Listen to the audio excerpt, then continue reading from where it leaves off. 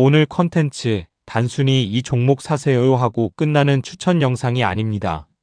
앞으로 펼쳐질 AI 전력 산업의 거대한 판도, 그 전반적인 흐름을 아주 깊이 있게 파헤쳐보는 시간입니다. 사실 이 방대한 산업을 혼자서 완벽하게 분석한다는 건 불가능에 가깝습니다. 그래서 저는 이번 분석을 위해 아주 특별한, 완전히 새로운 방식을 도입했습니다. 먼저 구글 노트북 LM에 엄청난 데이터를 쏟아부었습니다. AI 전력 관련 최신 증권사 리포트, 기술 논문, 유튜브 심층 분석 영상 등 무려 271개에 달하는 전문 소스를 전부 업로드했죠.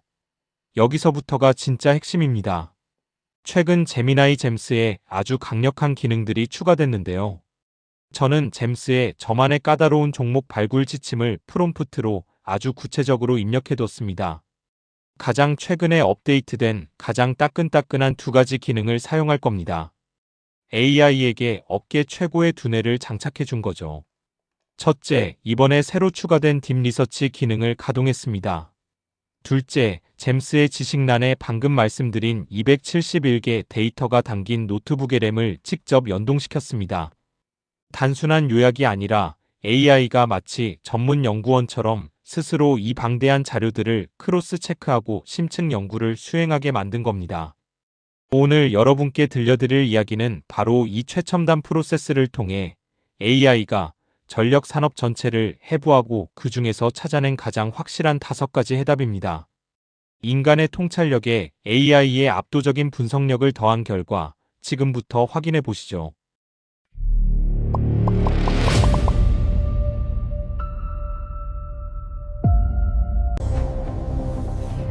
여러분, 요즘 주식 시장 보시면서 어떤 생각 드시나요?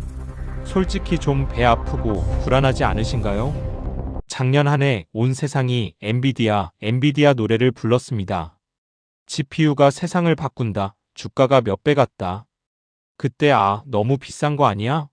하면서 망설이다가 그 기회를 놓치신 분들, 지금 이 영상을 보시는 분들 중에도 분명 계실 겁니다. 그런데 오늘 제가 드릴 말씀은 지나간 버스를 보며 아쉬워하지 말라는 겁니다. 왜냐고요? 냉정하게 말씀드리겠습니다. AI 투자의 1라운드는 이미 끝물이기 때문입니다. 지금 뒤늦게 남들 다 아는 반도체 칩을 쫓아가는 건 이미 잔치가 다 끝나고 청소하고 있는 연회장에 들어가는 것과 다를 게 없습니다. 하지만 실망하긴 아직 이릅니다. 오히려 지금이 기회입니다. 진짜 돈 냄새를 잘 맡는 스마트 머니들은 지금 아주 조용히 짐을 싸서 이곳으로 이동하고 있거든요. 바로 AI 전쟁의 2라운드가 시작되는 곳입니다. 비유를 하나 들어보겠습니다. 아주 쉬운 이야기입니다. 지금까지의 싸움이 세상에서 가장 똑똑한 두뇌, 즉 GPU를 확보하는 경쟁이었다면 이제부터 펼쳐질 2라운드는 그 두뇌가 멈추지 않고 생각할 수 있도록 에너지를 공급하는 혈액과 머리가 터지지 않게 열을 식혀줄 냉각 시스템을 누가 쥐느냐의 싸움입니다. 왜 이런 변화가 일어날까요? 이건 감성이 아니라 철저한 물리적 한계 때문입니다. 지금 AI라는 거인이 잠에서 깨어났는데 우리 세상의 전력망, 그러니까 전기를 보내는 도로와 시스템은 1970년대 제조업 시대에 멈춰 있습니다. 거인은 밥을 엄청나게 먹어야 하는데 밥그릇은 간장 종지만한 상황인 거죠. 이 거대한 불일치, 바로 여기서 향후 10년 이상 지속될 거대한 부의 기회, 인프라 슈퍼사이클이 탄생합니다. 그저 막연한 미래 이야기가 아닙니다. 숫자가 증명하고 있습니다.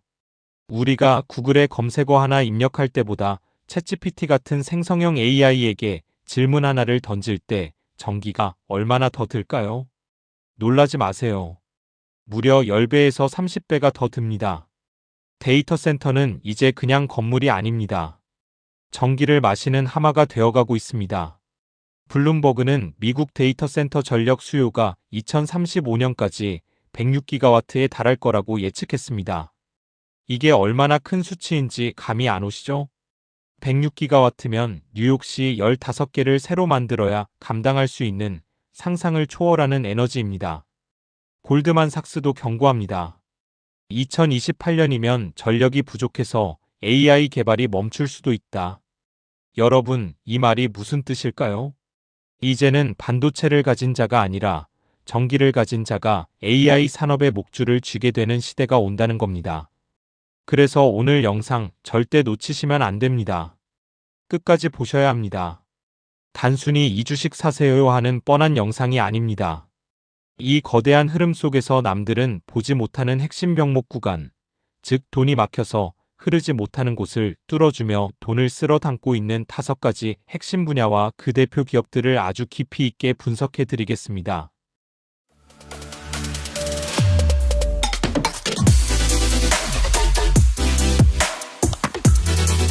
자, 본격적인 기업 분석에 앞서서 우리가 왜 이 시장을 슈퍼사이클이라고 부르는지 그 배경을 확실히 이해하고 넘어가야 합니다. 그래야 주가가 조금 흔들려도 버틸 수 있는 확신이 생기니까요. 지금 전력 시장에는 3가지 거대한 파도가 동시에 몰아치고 있습니다. 하나도 감당하기 힘든데 3개가 동시에 왔습니다. 첫째, 방금 말씀드린 AI 기술의 폭발입니다. 이건 설명드렸죠? 둘째, 전기차와 공장들이 전부 전기로 돌아가는 전력화 일렉트로피케이션입니다. 이제 가스렌지 대신 인덕션 쓰고 휘발유차 대신 전기차 쓰는 시대잖아요. 셋째, 기후위기 때문에 화석 연료를 줄여야 하는 탈탄소화입니다.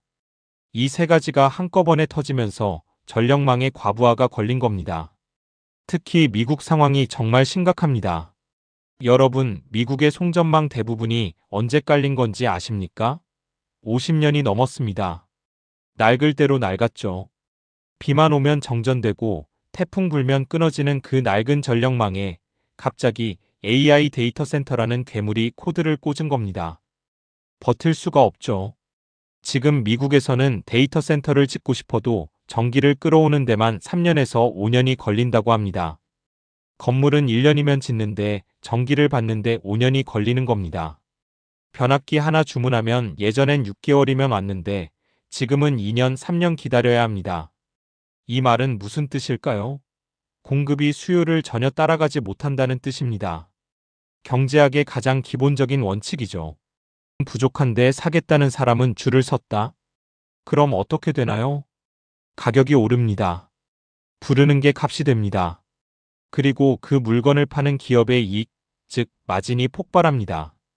이게 바로 전력 인프라 기업들이 지금 가격 결정권을 쥐고 슈퍼사이클에 진입했다고 월가가 흥분하는 이유입니다. 자, 그럼 이 거대한 판에서 진짜 돈을 버는 기업들은 누구일까요? 우리는 이들을 헷갈리지 않게 크게 3그룹으로 나눠서 볼 겁니다. 첫째, 전기를 만들고 보내는 거시적 인프라. 둘째, 데이터 센터 내부를 관리하는 마이크로 인프라. 셋째, 영원히 꺼지지 않는 에너지의 원천. 하나씩 아주 자세하게 뜯어보겠습니다.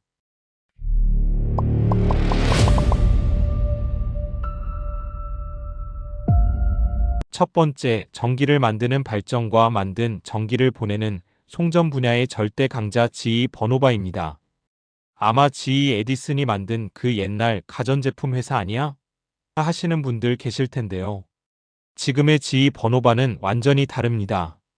가전사업, 항공사업 다 떼어내고 오직 에너지에만 집중하는 회사로 다시 태어났습니다.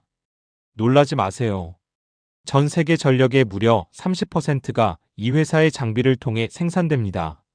GE 버노바 투자 포인트의 핵심은 바로 가스 발전의 화려한 부활입니다.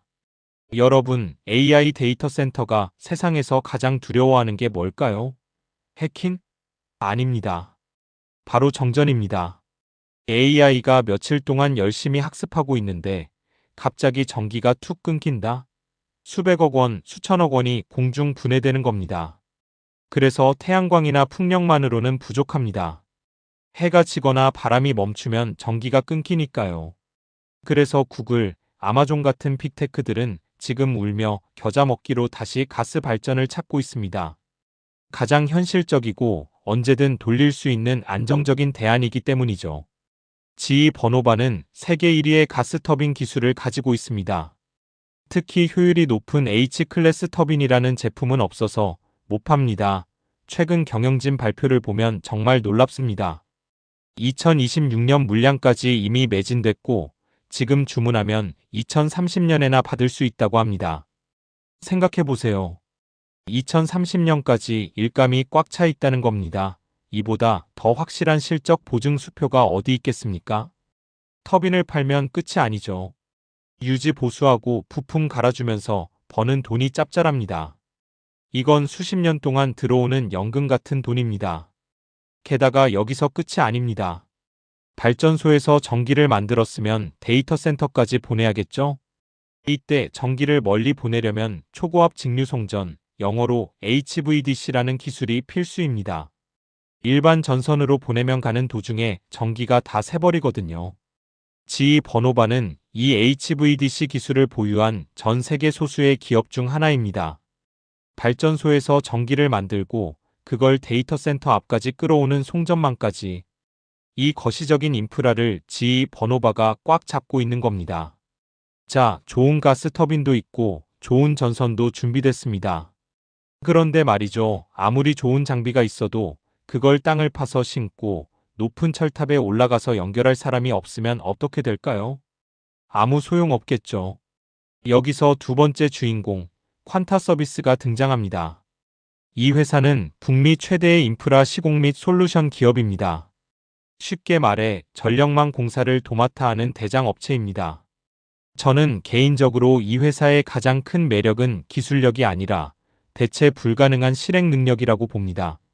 지금 미국은 심각한 숙련공 부족에 시달리고 있습니다. 전봇대에 올라가서 수만 볼트의 고압선을 만질 수 있는 기술자는 하루아침에 만들어지지 않습니다. 그런데 퀀타 서비스는 업계 최대 규모의 자체 교육대학을 운영하면서 수만 명의 전력망 특공대를 보유하고 있습니다. 경쟁사들이 돈이 있어도 사람을 못 구해서 공사를 못할 때 퀀타는 훈련된 인력을 바로 투입할 수 있는 겁니다. 이건 기술 특허보다 더 무서운 겁니다. 돈으로도 살 수 없는 시간과 조직력이니까요.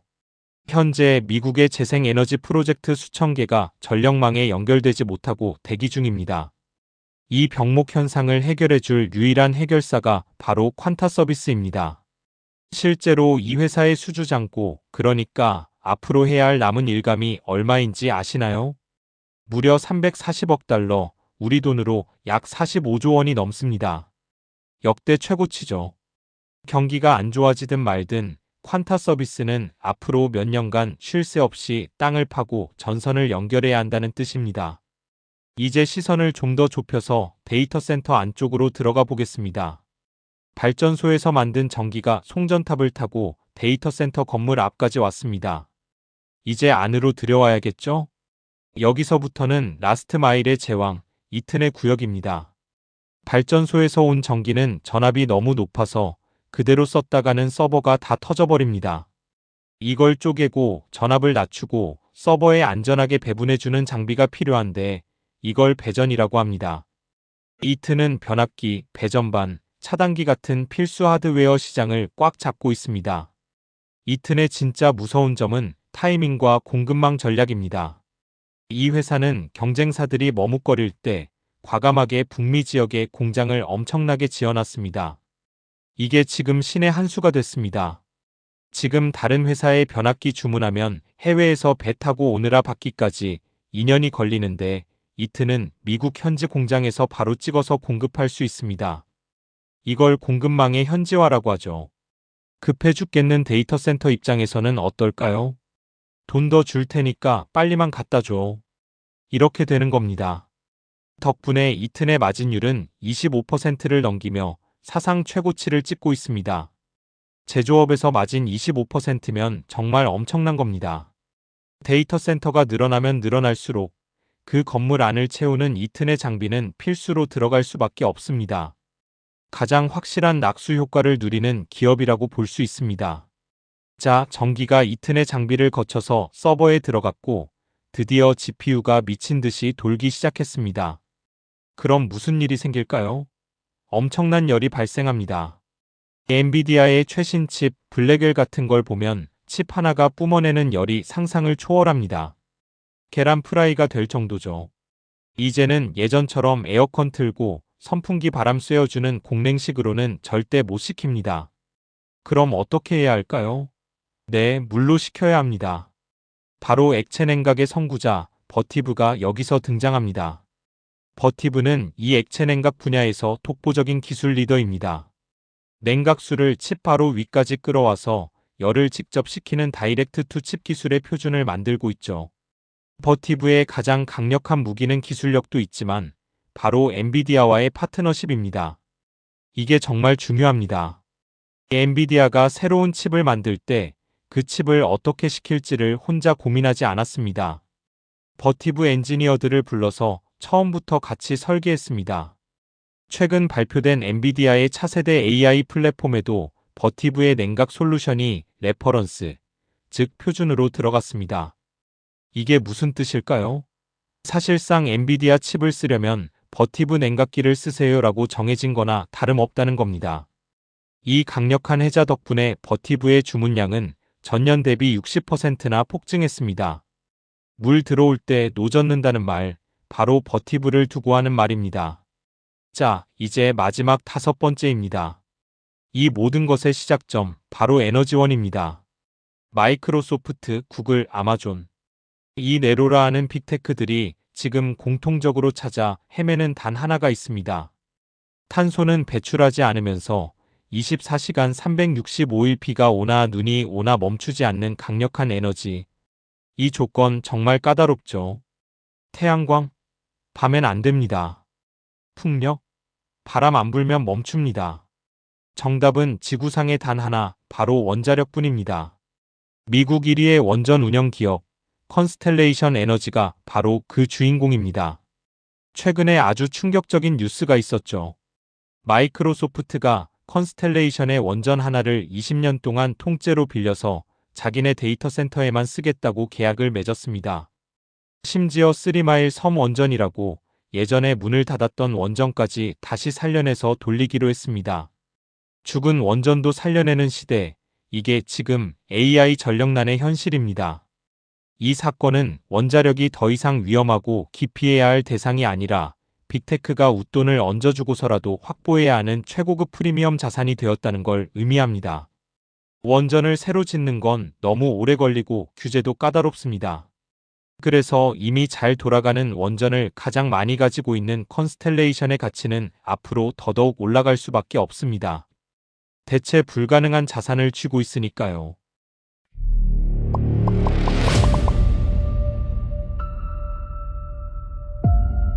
자, 오늘 긴 시간 동안 정말 숨가쁘게 달려왔습니다. 정리해 볼까요? 가스 발전과 송전망을 꽉 잡은 지이 버노바. 대체 불가능한 시공 능력을 가진 퀀타 서비스. 데이터 센터 전력 공급의 제왕 이튼. 엔비디아의 열을 식혀줄 영혼의 파트너 버티브. 그리고 빅테크의 심장을 뛰게 할 원자력 대장주 컨스텔레이션 에너지. 이 5개 기업은 단순히 유행을 타는 테마주가 아닙니다. AI라는 거대한 디지털 혁명을 우리 눈앞의 물리적 현실 세계에 구현하기 위해 반드시 필요한 새로운 시대의 인프라 기업들입니다. 물론 주가라는 게 계속 오르기만 하진 않겠죠. 조정도 올 겁니다. 하지만 명심하세요. 전력 인프라 교체와 데이터 센터 확장은 1, 2년 하고 끝나는 공사가 아닙니다. 최소 5년, 길게는 10년 이상 지속될 구조적인 슈퍼사이클입니다. 하지만 좋은 기업이라고 해서 무조건 아무 가격에나 사도 되는 건 아니죠. 리스크는 없는지, 지금 가격이 너무 비싼 건 아닌지 꼼꼼히 따져봐야 합니다. 그래서 준비했습니다. 다음 영상에서는 오늘 소개해드린 이 5개 종목을 하나하나 뜯어보는 입체적 정밀 분석 시간을 갖겠습니다. 경쟁사와의 비교, 현재 주가 수준, 그리고 월가가 걱정하는 리스크 요인까지 여러분이 실전 투자 판단을 내리실 수 있도록 아주 깊이 있게 파헤쳐 드리겠습니다. 이 다음 편 절대 놓치면 안 되겠죠? 지금 바로 구독과 알림 설정 눌러두시면 가장 빠르게 그 분석 영상을 받아보실 수 있습니다. 저는 다음 시간 더 날카롭고 돈이 되는 분석으로 돌아오겠습니다. 긴 영상 시청해주셔서 감사합니다.